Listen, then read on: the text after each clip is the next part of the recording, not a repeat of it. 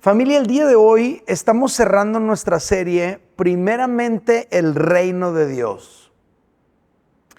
Durante esta serie aprendimos cuál debería ser la actitud y el enfoque de los discípulos de Jesús ante distintas situaciones de la vida, como por ejemplo nuestro orden de prioridades, por ejemplo la necesidad de afirmación y la necesidad de acumular bienes y riqueza para sentir esa seguridad ante lo que pudiera venir en el futuro. Hemos aprendido tres grandes verdades que yo quiero repetir para ustedes el día de hoy y son las siguientes. Número uno, el discípulo de Jesús pone el reino de Dios en primer lugar ante todo. Ojalá que usted no olvide esto y se conduzca de esta manera. El discípulo de Jesús pone el reino de Dios en primer lugar ante todo. La segunda gran lección fue, los discípulos de Jesús suplen su necesidad de ser afirmados directamente del Padre Celestial. Familia, si nosotros hacemos esto, si esa necesidad de afirmación la suplimos directamente de nuestra relación con Dios, nuestro corazón va a estar blindado como para buscar una gratificación en todo aquello que no agrada a Cristo. Y la tercera gran lección fue esta. Los discípulos de Jesús hacen tesoros en el cielo porque han puesto su corazón en el reino de Dios. No hay mejor lugar donde invertir que en el reino de Dios, familia. Lo que invertimos tú y yo en el reino de Dios no se deteriora, no nos lo pueden robar. Lo que tú y yo invertimos en el reino de Dios garantiza que nuestro corazón siempre va a estar puesto en las cosas del Señor. Les animo a que escuchen nuevamente estas pláticas porque yo sé que les van a bendecir mucho. El día de hoy, para cerrar nuestra serie, vamos a revisar cuál debería ser la postura del discípulo de Jesús ante las necesidades básicas de la vida, como el alimento y el vestido. Mi mensaje se titula El discípulo y sus necesidades básicas. Vamos a leer la escritura, Mateo capítulo 6. Todo el mes hemos leído Mateo capítulo 6. Hoy vamos a leer ya los últimos versículos del capítulo, versículos 25 al 34, y dice la palabra de Dios así. Por tanto os digo, no os afanéis por vuestra vida, qué habéis de comer o qué habéis de beber, ni por vuestro cuerpo, qué habéis de vestir. ¿No es la vida más que el alimento y el cuerpo más que el vestido? Mirad las aves del cielo, que no siembran, ni ciegan, ni recogen en graneros, y vuestro Padre Celestial las alimenta. ¿No valéis vosotros mucho más que ellas?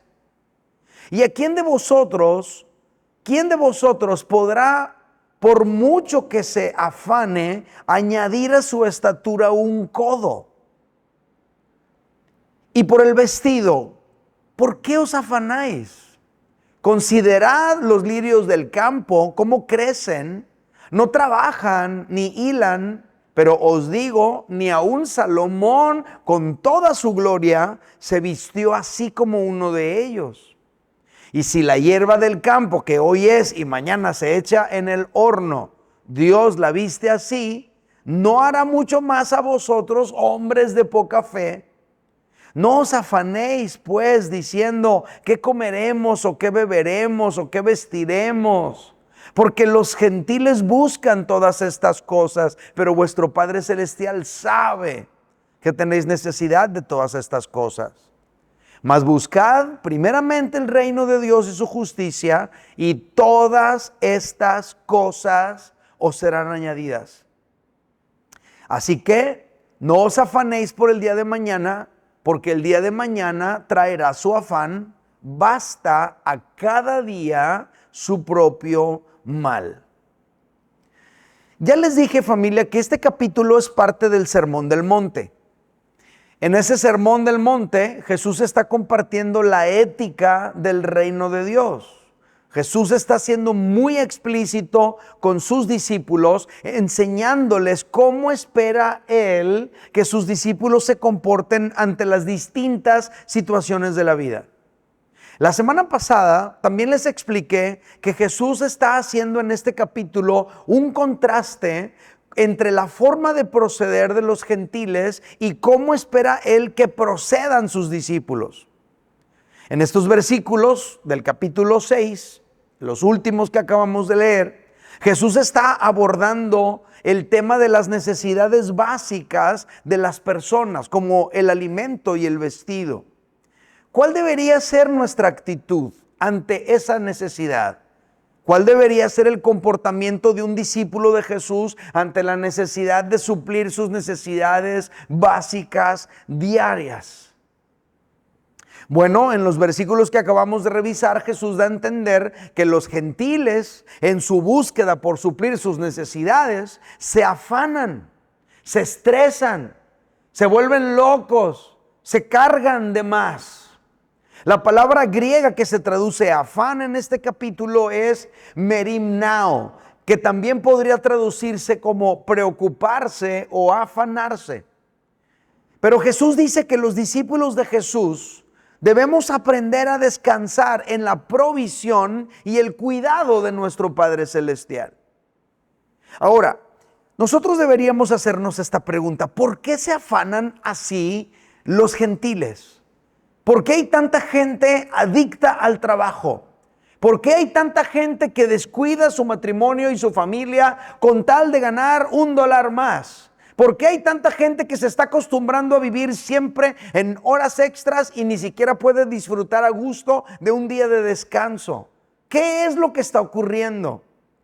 Bueno, uniendo toda la línea de pensamiento de este capítulo, diríamos que los gentiles viven así y se afanan de esta manera porque no confían en Dios.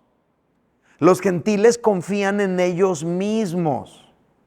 Su estructura de pensamiento les hace pensar que solamente se tienen a sí mismos. Su fuerza, su tenacidad, su dedicación, su inteligencia, su creatividad, su esfuerzo, sus horas de trabajo, etcétera, es lo único que tienen, y como es lo único que tienen, tratan de explotarlo al máximo. Les voy a compartir 10 frases de algunos psicólogos humanistas para que podamos entender por qué se vive así el día de hoy. Fíjate lo que dice Carl Rogers, por ejemplo. Les voy a leer varias frases de él. Carl Rogers dice: ni la Biblia, ni los profetas, ni las revelaciones de Dios o de los hombres, nada tiene prioridad sobre mi experiencia directa.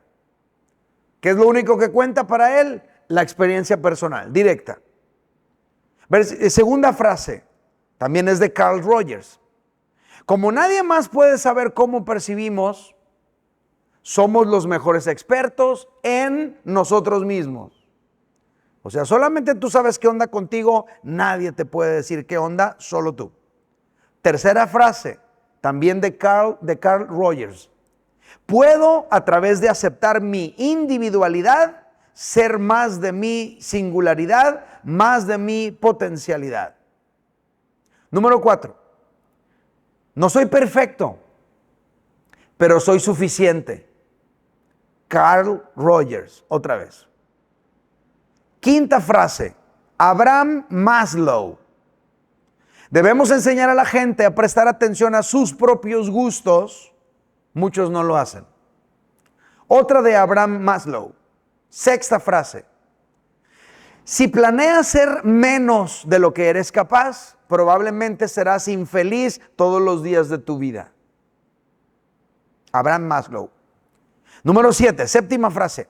Elegir el crecimiento en lugar del miedo 12 veces al día significa avanzar 12 veces al día hacia la autorrealización. Abraham Maslow. Octava frase. ¿Para qué es la vida? La vida es para ti. Abraham Maslow. 9. Hemos llegado al punto de la historia biológica donde somos ya responsables de nuestra propia evolución. Nos hemos convertido en autoevolucionadores. Abraham Maslow. Décima expresión. Vive cada día como si tuvieras una segunda oportunidad y de paso siempre piensa que ya la viviste mal. Aprovecha cada instante. Esto lo dijo Fritz Perls. O sea, estas 10 frases de psicólogos humanistas tienen una sola cosa en común. ¿Sabes cuál es? Ponen al ser humano en el centro. Todo se trata del yo. La respuesta siempre está en ti. La solución la tienes tú. Solo te tienes a ti mismo. Haz lo que dicte tu corazón, lo que te guste. Todo está centrado en el yo. Pero el asunto es que al final, toda esta filosofía se traduce en afán, ansiedad, estrés, depresión, porque siempre nos vamos a encontrar con algo más grande y más difícil que nosotros mismos. Siempre habrá algo que nuestras fuerzas no alcancen a solucionar. Y si solo te tienes a ti, pues ahora ¿qué haces si tú ya no das para más? A lo mejor el día de hoy, aquí escuchándome, hay alguien que tú sientes que tú ya no das para más. No tienes más horas de trabajo para poder pagar todo lo que debes. No tienes más días de la semana para poder cumplir con todas tus responsabilidades económicas y aparte ser un buen esposo y un buen padre. Y aparte descansar y dedicarte tiempo a ti. No das para más. Por otro lado, si te aventuras a conquistar todo lo que quieres, puedes caer en un ciclo interminable, insaciable e increíblemente agotador. Podríamos caer en lo que Jesús llama en este capítulo el afán. Por eso viven así los gentiles, porque no tienen su confianza en Dios, tienen su confianza en sí mismos. Pero Jesús plantea una perspectiva diferente. La perspectiva de Jesús es: pon a Dios en el centro y confía en Él. La perspectiva de los gentiles: ponte tú en el centro, confía en ti. La perspectiva de Jesús: pon a Dios en el centro, confía en Él. En estos versículos, Jesús no nos está diciendo que no trabajemos. Lo que Jesús nos está diciendo es que no nos afanemos. Jesús no te dice no trabajes, Jesús te dice no te afanes. En estos versículos Jesús no dice que no seas previsor para el futuro. Lo que Jesús dice es que descanses en Dios y en su provisión. Las palabras de Jesús en estos versículos no son un himno a la flojera ni a la irresponsabilidad. Son un himno a la confianza ciega en Dios. Las palabras de Jesús no te invitan a poner los ojos en ti. Las palabras de Jesús te invitan a poner la mirada en Dios. Y si tú y yo aprendemos a poner a Dios en el centro de nuestra vida y confiamos en Él suplirá las necesidades básicas de nuestra vida. Ese es el corazón de este mensaje. Estos versículos se tratan del afán de los gentiles en contraste con la confianza ciega en Dios que tienen sus discípulos. Estos versículos nos enseñan esta verdad que es muy importante. Va a salir aquí en la pantalla. Los discípulos de Jesús viven libres de afán porque confían en Dios. Cuento 3 y me lo dice en voz alta. 1, 2, 3. Los discípulos de Jesús viven libres de afán porque confían en Dios. Ahora, en los minutos que me quedan, yo quisiera contestar esta siguiente pregunta. ¿Por qué el discípulo de Jesús vive libre de afán? Según lo que Jesús nos enseña en estas palabras, hay por lo menos 3 respuestas a esta pregunta. La primera es la siguiente. Número 1, ¿saben valorar lo más importante? El discípulo de Jesús vive libre de afán porque sabe valorar lo más importante. Una causa de ansiedad, por ejemplo, es darle mayor importancia a lo menos importante. Mira cómo lo dijo Jesús. Mateo capítulo 6, verso 25, Jesús dice: por tanto os digo, no os afanéis por vuestra vida, qué habéis de comer o qué habéis de beber, ni por vuestro cuerpo qué habéis de vestir. Y luego pregunta: ¿no es la vida más que el alimento y el cuerpo más que el vestido?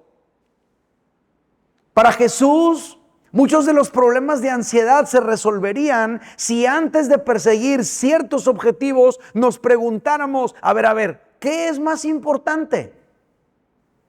Jesús dice, ¿es más importante el cuerpo que la marca de ropa que estamos usando o que queremos usar?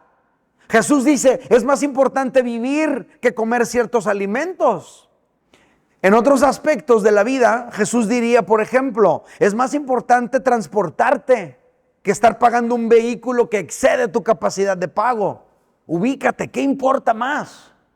Es más importante que tengas donde vivir y estés tranquilo que estar afanado pagando un crédito de una casa en un fraccionamiento exclusivo y no te queda nada para ti. Y aunque esto parece simple a la hora de decirlo, la realidad es que muchos de los problemas de estrés, muchos de los problemas de ansiedad que la gente está viviendo el día de hoy son a causa del endeudamiento.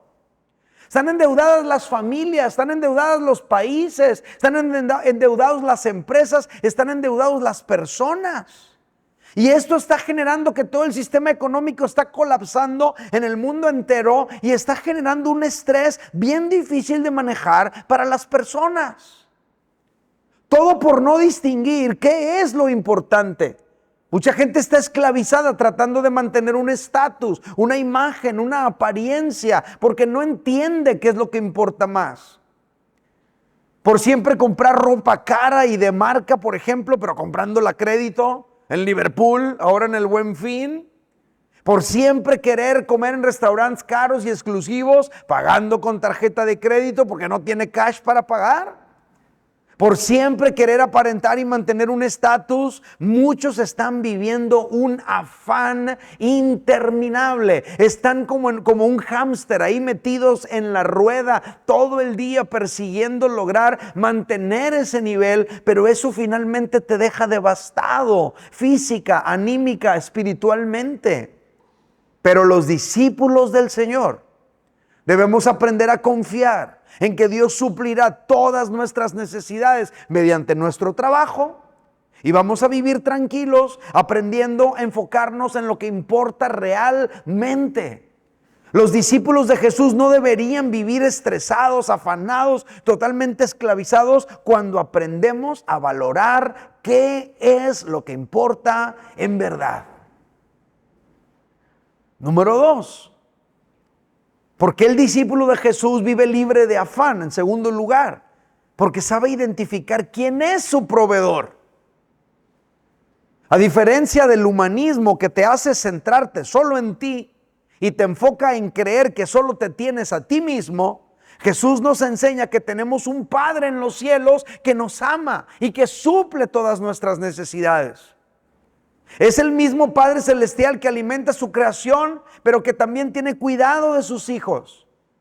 Jesús lo dijo de esta manera, Mateo capítulo 6, verso 26 y verso 30, dice Jesús, mirad las aves del cielo, no siembran, ni ciegan, ni recogen en graneros, y vuestro Padre Celestial las alimenta. ¿No valéis vosotros mucho más que ellas? Y obviamente la respuesta a esta pregunta es, claro que sí valemos mucho más que ellas. Versículo 30, y si la hierba del campo que hoy es y mañana se echa al horno, Dios la viste así, ¿no hará mucho más a vosotros, hombres de poca fe? Jesús dice aquí que los seres humanos valemos más que las aves del cielo. Entiéndase la fauna de la creación. Jesús dice aquí que si Dios cuida de ellos, de los animales de la creación y les provee todo lo que necesitan, con más razón va a cuidar de nosotros y nos va a proveer a ti y a mí. Jesús dice que los seres humanos valemos más que la hierba del campo y Dios la viste así, con hermosura, con belleza, pues con más razón hará por nosotros mucho más que lo que hace por la hierba del campo. El mensaje central de Jesús en estas palabras es este: tú y yo debemos confiar que nuestro Padre Celestial suplirá nuestras necesidades de alimento, nuestra necesidad de vestido. Debemos confiar en Él. El mensaje central de Jesús es que en lugar de centrarnos en nosotros mismos, en nuestros esfuerzos, tú y yo tenemos que aprender a voltear nuestra mirada, nuestro enfoque, nuestro corazón hacia el Padre Celestial y confiar que Él va a suplir nuestras necesidades. Ahora, ¿cómo suple nuestras necesidades? Pues lo hace mediante nuestro trabajo. Por si algunos iban a estar esperando que Dios les dijera: no, Dios va a hacer milagros y te vas a encontrar dinero tirado y te va a caer del cielo. No, Dios va a suplir tus necesidades mediante tu trabajo. A lo largo de la Escritura nosotros podemos aprender que Dios dice constantemente que tenemos que trabajar, que tenemos que ser diligentes, que tenemos que ser disciplinados, que debemos ser buenos administradores. Y si tú y yo nos mantenemos en esta lógica de las cosas, trabajando, siendo diligentes, disciplinados y administrando lo que Dios nos da, Dios va a ir supliendo nuestras necesidades y nos va a ayudar a prosperar. Trabaja duro, pero no te afanes. Trabaja duro, pero también descansa. Trabaja duro, pero organiza tu agenda para que tengas tiempo para descansar, para estar con tu esposa y con tus hijos. Trabaja duro, pero recuerda que es Dios el que te va a proveer. No eres tú mismo, no estás tú solo contra el mundo. Es Dios el que te va a conectar con esa oportunidad de bendición. Es Dios el que va a hacer que tu trabajo destaque sobre los demás. Es Dios el que va a hacer que tú seas sobresaliente. Es Dios el que va a traer clientes nuevos a tu negocio. Es Dios el que te va a bendecir. Sí, tú vas a trabajar, pero Dios va a hacer su parte. Como dijimos al principio, estas palabras de Jesús no son un himno a la flojera. Estas palabras de Jesús son un himno a la confianza ciega en Dios. Un discípulo de Jesús no debería vivir bajo estrés, bajo afán, porque aunque va a trabajar y se va a esforzar, confiará que el Señor hará el resto por él y le va a suplir sus necesidades. Y número 3, ¿por qué el discípulo de Jesús vive libre de afán? La tercera respuesta es esta: porque sabe que la fidelidad de Dios es más que suficiente. Familia, escuche esto muy bien, porfis. Nuestro máximo esfuerzo no se compara con una manifestación de la fidelidad de Dios. Lo repito, nuestro máximo esfuerzo no se compara con una manifestación de la fidelidad de Dios.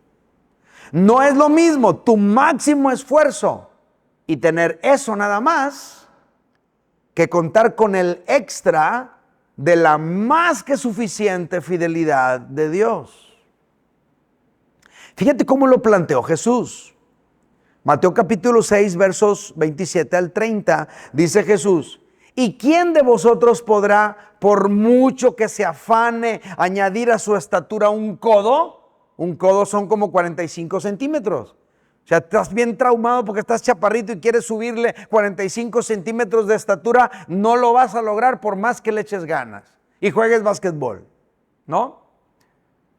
¿Quién de vosotros podrá, por mucho que se afane, añadir a su estatura un codo? ¿Quién?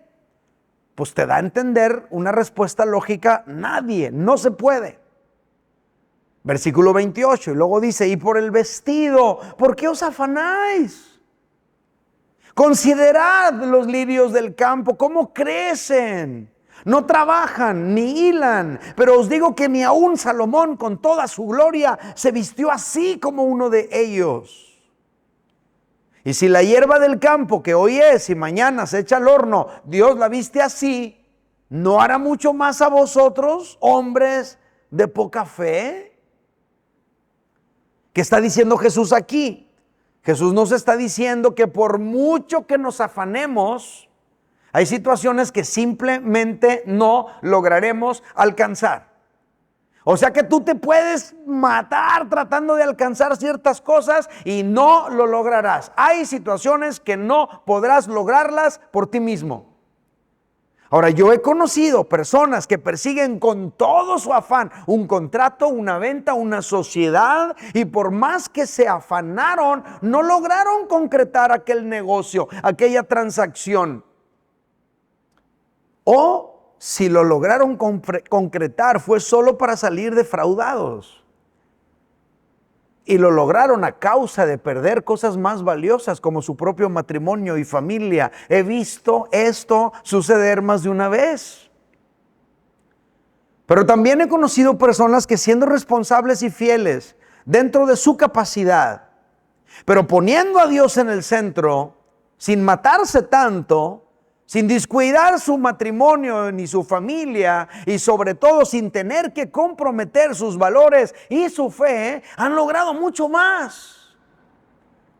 Porque es esa muestra de la fidelidad de Dios la que te añade el plus. Algunos que escriben sobre negocios y sobre éxito hablan de una mano invisible que de repente puede hacer que ganes lo que no hubieras podido ganar por ti solo. Esa mano invisible que puede hacer que de repente, ¡pum!, suceda aquello que nunca pudiste lograr por ti mismo. ¿Quién es? Es Dios. Es su fidelidad más que suficiente. No es lo mismo que tú estés dando tu máximo esfuerzo y tengas eso nada más, que contar con el extra de la más que suficiente fidelidad de Dios en favor tuyo.